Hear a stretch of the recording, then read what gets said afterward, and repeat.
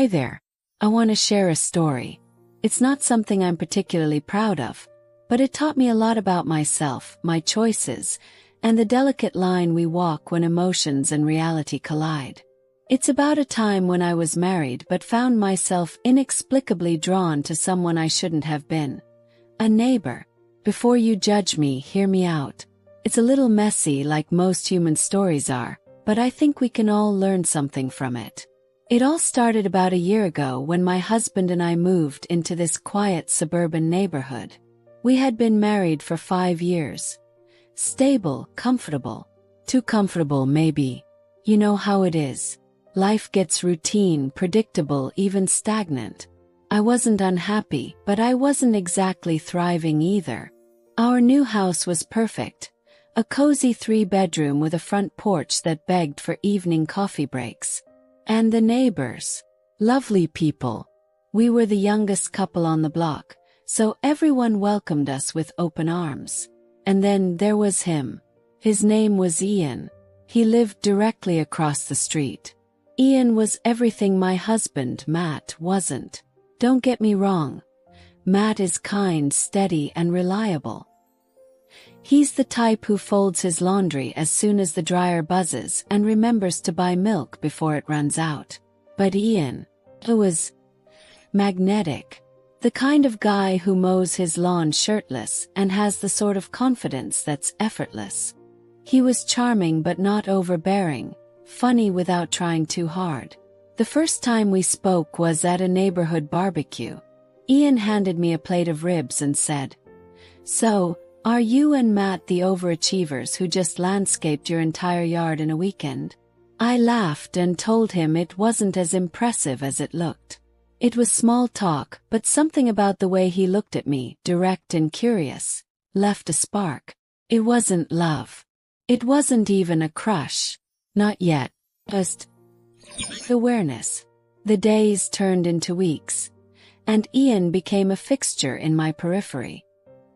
He'd wave from his driveway as I left for work.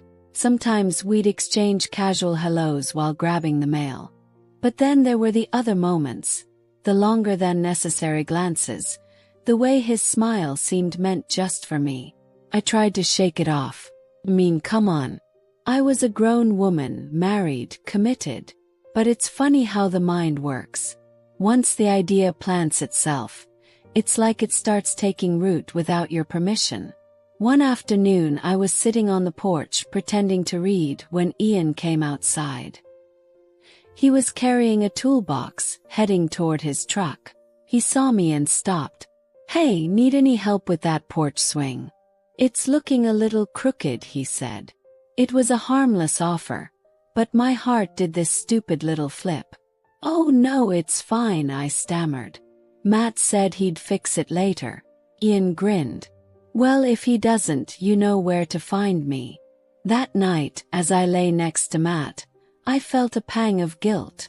Ian hadn't done anything wrong. Neither had I. But my thoughts were starting to betray me. One Saturday, Matt was away on a work trip, and I decided to tackle some yard work. Of course, Ian was outside too, tinkering with something in his garage. "You're ambitious," he called out, walking over. "Yard work solo. That's brave." I laughed, brushing dirt off my hands. Desperate, more like. "Want some help?" he offered, already picking up a rake. We spent the afternoon side by side, chatting about everything and nothing. He told me about his job, his family, his failed engagement years ago. And I told him about my dreams, the ones I hadn't even voiced to Matt. By the time we finished, the yard looked great, and my stomach was in knots. Over the next few weeks, things escalated. Not physically, but emotionally. Ian and I started texting. Harmless things at first. Memes, funny observations about the neighbors. But then the messages became more personal. "You looked great today," he'd say. Or, "You're easy to talk to." It's rare. And I liked it. Too much. But here's the thing. I never stopped loving Matt. I know that sounds contradictory, but it's true. Matt was my safe place, my partner. Ian was An escape. Fantasy. One evening, as I was clearing the dinner table, Matt said something that stopped me cold. "You've been distracted lately," he said, his tone gentle but firm. "Is there something going on?" My first instinct was to deny it. To say, "Of course not." But the look in his eyes broke me. "I don't know," I admitted. "I think I've been feeling restless." He didn't push, didn't accuse. Instead, he nodded slowly. "We can work on that," he said. That night, I deleted Ian's number. I stopped waving when I saw him and avoided situations where we'd end up alone. It wasn't easy. There were days when I missed the thrill, the attention. But I knew that wasn't the life I wanted. Matt and I started going to couples therapy, something I'd resisted for years.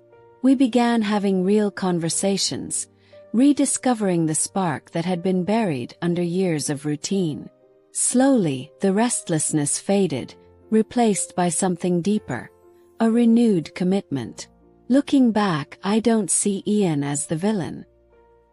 He was a mirror, reflecting back the parts of myself I'd neglected. And Matt? He was the quiet hero, the one who stayed steady even when I wavered. I learned that love isn't always fireworks. Sometimes it's choosing the same person every day, even when the world offers shiny distractions. So there it is, my story.